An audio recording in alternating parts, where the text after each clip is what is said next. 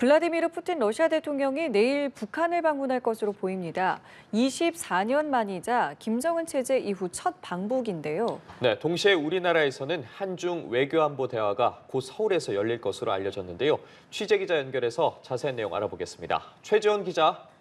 네, 말씀하신 대로 푸틴 대통령이 내일 평양으로 향할 것이라는 관측이 유력합니다.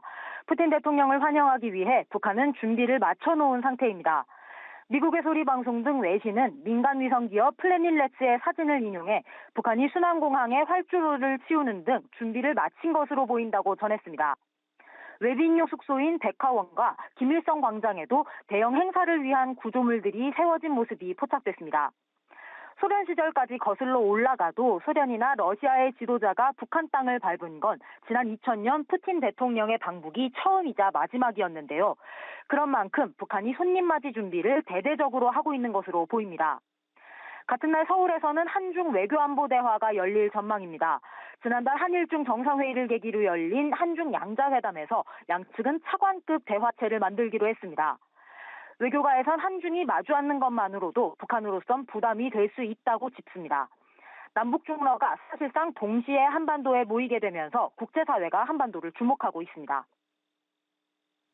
네, 지난해 북한과 러시아의 정상회담 이후에 이 북러는 계속해서 국제사회의 밀월 관계를 가시해왔는데 이번 방북 기간에도 군사 경제 등 분야를 가리지 않고 협력 강화를 논의할 거란 분석이 있는데 관련 내용도 전해주시죠. 네, 그렇습니다. 두 사람은 지난 가을 블라디보스토크에서 만난 이후로 1년이 채 되지 않은 시점에 다시 마주합니다. 말씀하신 대로 푸틴 대통령이 환대를 받으면서 어떤 선물 보따리를 풀어놓을지도 관심인데요. 공동성명 등을 통해 밀착을 과시할 거란 관측이 나옵니다.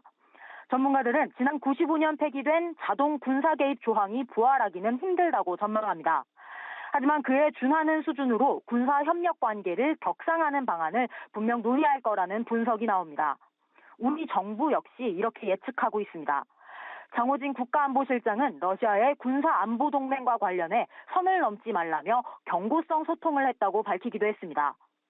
우크라이나와 전쟁을 치르는 러시아로서는 북한의 중요성이 커졌기 때문에 북한이 원하는 걸 일정 부분 들어줄 거라는 전망이 나옵니다. 지난해 북러 정상회담 당시 보스토치니 우주센터를 들렀던 것처럼 고급 군사기술에 관한 협력 가능성을 보여줄 수도 있습니다.